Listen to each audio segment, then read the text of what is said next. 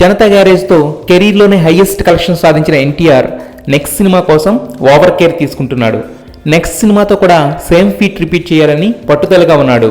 1% chance తీసుకోవడానికి కూడా ఇష్టం లేక వంశీని సైతం పక్కన పెట్టిన ఎన్టీఆర్ స్టార్ డైరెక్టర్తోనే సినిమా చేయాలని చాలా ప్రయత్నాలు చేసి చివరికి ఒక స్టార్ డైరెక్టర్తో ఫిక్స్ అయ్యాడట.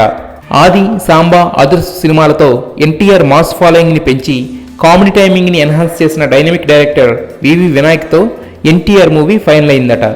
అయితే ఆ సినిమా అదుర్స్ సీక్వెల్ కాదని మరో ఫ్రెష్ సబ్జెక్ట్ అని అంటున్నారు. ఖైదీ నెంబర్ 150 తర్వాత కొంత గ్యాప్ తీసుకుని ఈ సినిమా స్టార్ట్ చేస్తాడట వినాయక్. అయితే ఈ మీటింగ్ చాలా రహస్యంగా జరగడం వల్ల ఇతర విషయాలు తెలియలేదు. ఆల్రెడీ లైన్ కూడా ఓకే అవడంతో త్వరలోనే ఈ ప్రాజెక్ట్ గురించి అఫీషియల్ అనౌన్స్మెంట్ వస్తుంది. సో ఇన్ని జాగ్రత్తలు, ఇంత గ్యాప్ తీసుకున్నాడు కాబట్టి నెక్స్ట్ ప్రాజెక్ట్ ఖచ్చితంగా మరో బ్లాక్ బస్టర్ అవుతుందనే నమ్మకంతో ఉన్నారు ఫ్యాన్స్.